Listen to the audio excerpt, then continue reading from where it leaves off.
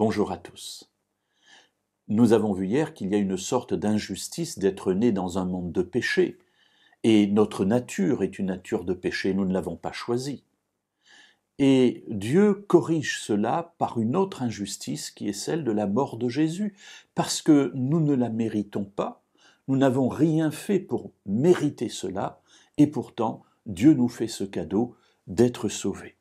Nous avons commencé cette réflexion du livre des Romains, de la lettre de Paul aux Romains, au chapitre 5. Nous avons lu hier le verset 18, lisons le verset 19 aujourd'hui. En effet, dit Paul, comme par la désobéissance d'un seul homme, beaucoup ont été rendus pécheurs, de même, par l'obéissance d'un seul, beaucoup seront rendus justes. Alors ici, le terme « beaucoup », ça signifie tous ceux qui veulent. En fait, c'est tout le monde. Et beaucoup d'autres passages de la Bible nous montrera que le salut que Dieu a mis en place est là pour tout le monde. Car effectivement, tout le monde a été rendu pécheur à cause de la désobéissance d'un seul.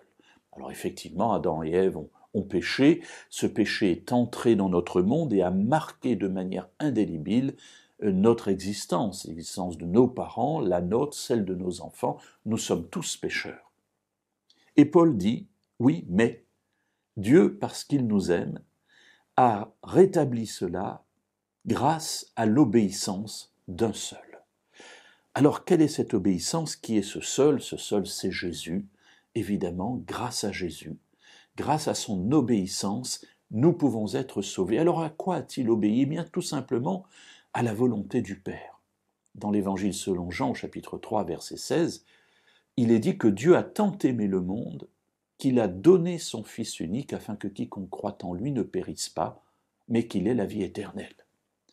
Encore fallait-il que Jésus accepte de venir vivre sur notre terre au sein d'un monde pécheur, alors que lui-même est parfait puisqu'il est Dieu, qu'il accepte de mourir pour nous, pour que sa mort nous permette de naître à la vie.